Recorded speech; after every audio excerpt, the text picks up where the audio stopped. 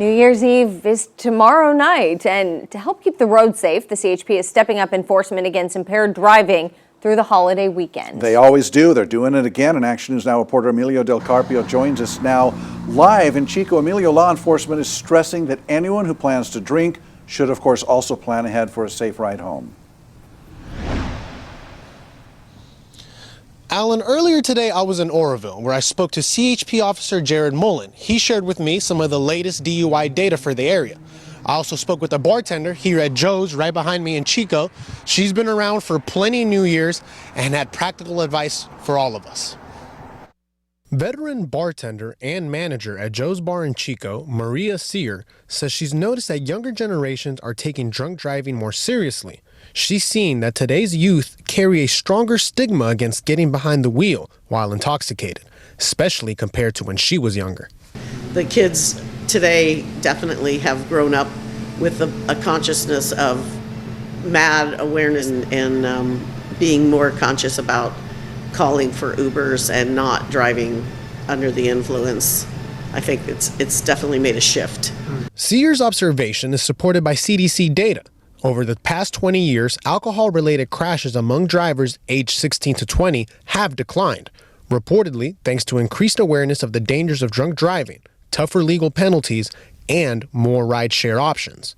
But when it comes to the overall number across all age groups, Oroville CHP officer Jared Mullen told me drunk driving is actually on the rise locally. In 2025, just for the Oroville CHP office, which we cover Highway 70 up to Highway 99, so 149 to Highway 99 in the area, we had 337 DUIs just for our office. Officer Mullen and the Oroville CHP patrol a community of about 30,000 people.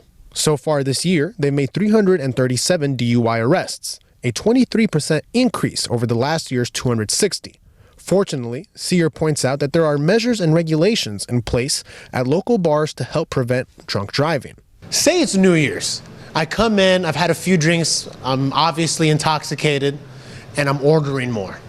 How are you handling that situation? The first thing I would do is try to find out like where they've been and kind of how much, just have a conversation about getting an idea of how much they've actually had to drink, maybe guide them towards some water for sure. And I make a lemon mint cucumber water here, so I try to do that. And sometimes I'll actually make them drink an entire glass of water, and sometimes I'll be like, you've had too much.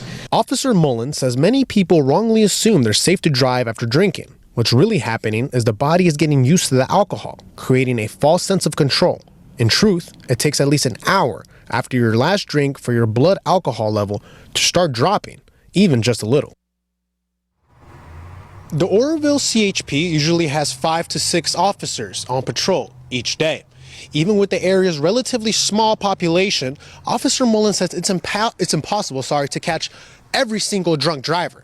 That's why he urges us all to use ride-share apps or to pick a true designated driver. Now that's someone who won't drink at all, not just someone who is having less drinks than the group.